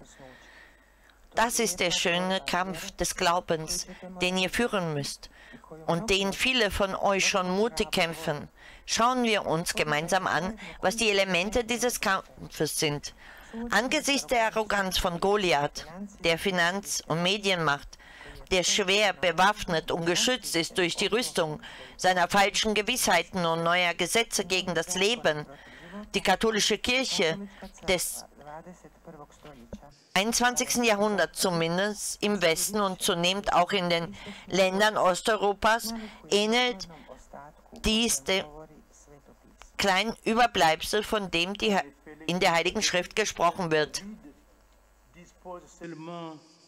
Du petit caillou de l'évangile, de la vie et de la vérité. Et pourtant, par votre témoignage, elle est capable de frapper le géant en pleine tête et l'abattre. David était un jeune, et comme vous, il devait ressentir sa propre faiblesse, son manque d'expérience et son extrême impuissance. Et pourtant, il n'a pas hésité à affronter Goliath, ce monstre d'orgueil, avec comme seule arme son petit caillou de l'humilité. De fait, et vous le savez bien, il s'agit d'une bataille à la fois très âpre et décisive, qui sera longue et s'apparente à celle des fins dernières décrites par le dernier livre de la Bible, l'Apocalypse, que nous avons déjà cité à propos des martyrs. Doista, katolička crkva, poput Davida, ima samo mali kamenčić. Tatsächlich besitzt die katholische Kirche, wie David, nur einen kleinen Stein des Evangeliums vom Leben und der Wahrheit. Und doch kann sie nach eurem Zeugnis eine Riesen auf den Kopf schlagen und ihn niederschlagen. David war jung und musste, wie ihr, seine eigene Schwäche, seinen Mangel an Erfahrung und seine völlige Hilflosigkeit spüren. Und dennoch zögerte er nicht, Goliath, diesem Monster der Arroganz, mit seinem kleinen Stein, den Demut, als seine einzige Waffe zu begegnen. Tatsächlich, auch ihr wisst das gut. Es ist ein erbitterter und entscheidender Kampf, der lange sein wird und dem letzten Kampf ähnelt, den vom letzten Buch der Bibel beschrieben wird, der Offenbarung, das wir bereits zitiert haben, bezogen auf die Märtyrer. Enfin, un dernier point, le mariage chrétien, voie de sainteté, de bonheur. Ces derniers points me semblent essentiels. La meilleure arme du combat pour la foi consiste à rendre témoignage pour la vie. Oui, comme le disait déjà le pape Saint Paul VI, le monde attend de vous plus que des paroles. Il veut voir les témoins du bel amour conforme à la sainte volonté de Dieu, celui du mariage. Alors, sœurs jeunes, soyez heureux de vivre de vraies fiançailles, sans cohabitation, pour bien vous préparer à ce jour unique du oui définitif que vous prononcerez en vous mariant. Za prevoditelje prelazimo na 6. poglavlje, kršćanski brak, put svetosti i sreće. I konačno, Und schließlich der letzte wichtige Punkt. Die beste Waffe im Kampf um den Glauben besteht darin, Zeugnis für das Leben abzugeben. Ja, wie Papst Paul VI. Bereits sagte, erwartet die Welt mehr von euch als Worte. Er will Zeugen der schönen Liebe sehen nach dem heiligen Willen Gottes. Zeugen der Ehe. Deshalb, liebe Jugendliche, freut euch, dass ihr eine echte Verlobung ohne vorheriges Zusammenleben leben werdet, um euch gut auf diesen einzigartigen Tag des klaren Ja vorzubereiten, das ihr bei der Heirat sagen werdet. Rappelons brièvement ce qu'est le mariage chrétien. Le sacrement du mariage, il signifie l'union du Christ et de l'Église. Il donne aux époux la grâce de s'aimer de l'amour dont le Christ a aimé son Église d'une façon totale, exclusive et irrévocable. La grâce du sacrement perfectionne ainsi l'amour humain des époux, affermit leur unité indissoluble et le sacrifice sur le chemin de la vie éternelle. podsjetimo se ukratko što je Erinnern wir uns kurz daran, was das Sakrament der Ehe ist. Es bedeutet die Vereinigung von Christus und der Kirche. Er schenkt den Ehegatten die Gnade, mit der Liebe zu lieben, mit der Christus seine Kirche vollständig, ausschließlich und unwiderruflich geliebt hat. Die Gnade des Sakraments vervollkommnet so die menschliche Liebe der Eheleute, stärkt ihre unzerbrechliche Einheit und heiligt sie auf dem Weg zum ewigen Leben. Alors, sœurs jeunes, osez l'ouverture, osez l'aventure du mariage chrétien. L'Église pose des exigences qui sont étroitement liées à l'amour matrimonial et conjugal vrai, c'est-à-dire responsable.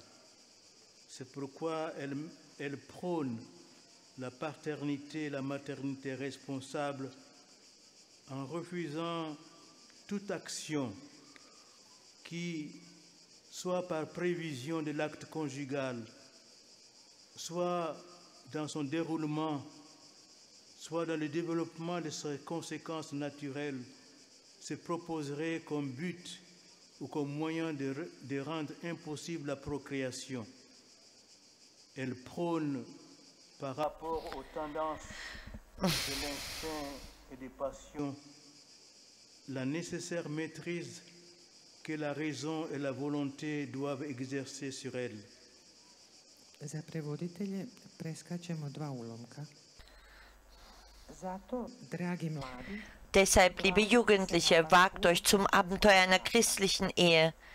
Die Kirche stellt Forderungen, die eng verbunden sind mit der wahren, das heißt verantwortungsvollen ehelichen Liebe. Sie plädiert daher für eine verantwortliche Vater- und Mutterschaft, indem sie jede Handlung ablehnt, die sie es in Vorwegnehmen eines ehelichen Aktes in ihrem Verlauf oder in ihren natürlichen Folgen darauf bezieht, die Zeugung zu verhindern oder mit Mitteln, um es damit zu tun. Und sie vertritt in Bezug auf die Instinkte und Begierden, diese durch Vernunft und Willen zu besiegen. Il s'agit de la vertu de chasteté qui consiste à l'apprentissage de la maîtrise de soi, qui est une pédagogie de la liberté humaine, dit le catéchisme de l'Église catholique. En effet, la chasteté est une vertu morale. Elle est aussi un don de Dieu, une grâce, un fruit de l'œuvre spirituelle. En effet, le Saint-Esprit donne d'imiter la pureté du Christ à celui qui a régénéré l'eau du baptême. Et rappelons aussi que parmi les péchés gravement contraires à la chasteté, il faut citer la masturbation, la fornication, la pornographie et aussi les pratiques homosexuelles. J'insiste sur le mot pratique qu'il faut distinguer des tendances qui peuvent affecter certaines personnes. riječ je o vrlini Es ist eine Tugend der Keuschheit, der Reinheit, die das Erlernen der Selbstbeherrschung als Ausdruck einer menschlichen Freiheit fordert, die auf die Selbsthingabe ausgerichtet ist, sagt der Katechismus der katholischen Kirche. Die Keuschheit ist eine sittliche Tugend, sie ist auch eine Gabe Gottes, eine Gnade, eine Frucht des Geistes. Der Heilige Geist schenkt dem im Wasser der Taufe wiedergeboren die Kraft, die Reinheit Christi nachzustreben. Erinnern wir uns, sagt der katholische Katechismus, zu den Sünden, die schwere gegen die Keuschheit verstoßen, gehören Masturbation, Unzucht, Pornografie und homosexuellen Praktiken. Ich bestehe auf den Worten Praktiken, die von Präferenzen unterschieden werden sollen, die bestimmte Menschen betreffen können. Le pape Jean-Paul II aux jeunes, je le cite, la permissivité morale ne rend pas les hommes heureux. La société de consommation ne rend pas les hommes heureux. Elles ne l'ont jamais fait. Et voici ce qu'il ajoutait au sujet de la vertu de chasteté. Jeunes gens et jeunes filles, ayez un très grand respect de votre corps et du corps des autres. Que votre corps soit au service de votre moi profond. Que vos gestes, vos regards soient toujours le reflet de votre âme. Adoration du corps, non, jamais. Mépris du corps, pas davantage. Maîtrise du corps, oui. Transfiguration du corps, plus encore. Za prevoditelje preskačemo 4 retka. Kao što je Papa Sveti Ivan Pavao II više puta rekao mladima, moralna Wie Papst Johannes Paul II. Mehrfach zu den Jugendlichen gesagt hat, moralische Nachsicht macht die Menschen nicht glücklich, die Konsumgesellschaft macht die Menschen nicht glücklich. Das konnten sie auch nie tun. Und über die Tugend der Keuschheit fügte er Folgendes hinzu. Jungen Männer und Frauen, habt großen Respekt vor eurem Körper und dem Körper des anderen. Euer Körper sei im Dienst eures inneren Ichs. Mögen eure Gesten, eure Blicke immer eure Seele widerspiegeln. Körperverehrung Nein, niemals. Verachtung für den Körper, auch das nicht. Körperbeherrschung, das, ja. Die Verklärung des Körpers, ja, natürlich. En vous demandant humblement pardon de mon long discours, je voudrais conclure cet enseignement par cette question. Comment peut-on aujourd'hui croire en Dieu?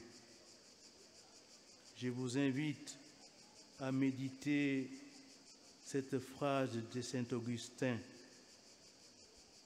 Si comprendisti non est Deus, ce qui signifie, si tu l'as compris, c'est que ce n'est pas Dieu. En effet, si tu penses avoir saisi qui est Dieu, si tu l'as maîtrisé comme on aborde et comprend une formule mathématique ou de physique nucléaire, alors de ce fait même, ce n'est pas Dieu dont tu parles. Dans le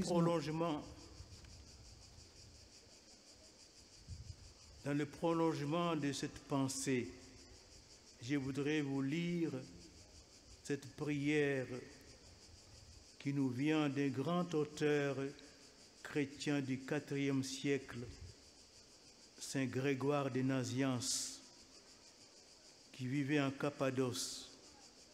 Ce sera ma prière avec vous et pour vous. Ich möchte mir vergeben, dass ich so lange diesen Vortrag gemacht habe. Ich möchte dies so in die Länge gezogen haben. Ich möchte diesen Vortrag mit dieser Frage abschließen. Wie kann man heute an Gott glauben? Ich lade euch ein, über diesen Satz des heiligen Augustinus nachzudenken. Si comprehendisti non est Deus. Was bedeutet? Wenn du es verstehst, bedeutet es, dass dies nicht Gott ist. In der Tat, wenn ihr glaubt, verstanden zu haben, wer Gott ist, wenn ihr es auf eine Weise gemeistert habt, wie man einer mathematischen Formel oder der Kernphysik entgegentritt und es versteht, dann bedeutet das, dass ihr nicht über Gott sprecht. Als Erweiterung dieser Gedanken möchte ich Ihnen ein Gebet vorlesen, das von einem großen christlichen Autor aus dem 4. Jahrhundert, dem heiligen Gregor von Nazianz, der in Kappadokien lebte, zu uns kommt. Dies wird mein Gebet mit euch und für euch sein. Au-delà de tout, n'est-ce pas là tout ce qu'on peut chanter de toi? Quel hymne te dira? Quel langage? Aucun mot ne t'exprime. À quoi l'esprit s'attachera-t-il? Tu dépasses toute intelligence.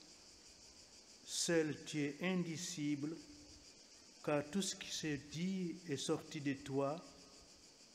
Seul tu es inconnaissable, car tout ce que pense est sorti de toi. O ti koji si iznad svega. Mit welchem Namen soll ich dich rufen, der du über alle Namen bist? Du, der über alles, welchen Namen soll ich dir geben? Welcher Hymnus kann dein Lob singen? Welches Wort von dir sprechen? Kein Geist kann in dein Geheimnis eindringen, kein Verstand dich verstehen. Von dir geht alles Sprechen aus. Aber du bist über allen Sprachen. Von dir stammt alles Denken. Aber du bist über allem Denken. Alle Dinge. Ceux qui parlent et ceux qui sont muets te proclament. Tous les êtres, ceux qui pensent et ceux qui n'ont point de pensée, te rendent hommage. L'universel, le désir universel, l'universel gémissement tend vers toi. Tout ce qui est te prie. Vers toi, tout être qui pense ton univers fait monter un hymne de silence. Tout ce qui demeure, demeure par toi. Par toi subsiste l'universel mouvement. Alle Dinge rufen dich aus. Die Stummen und die mit Sprachen Begabten. Alle Dinge vereinen sich, dich zu feiern, die Unbewussten und das, was bewusst ist. Du bist das Ende aller Sehnsüchte und alles schweigenden Strebens.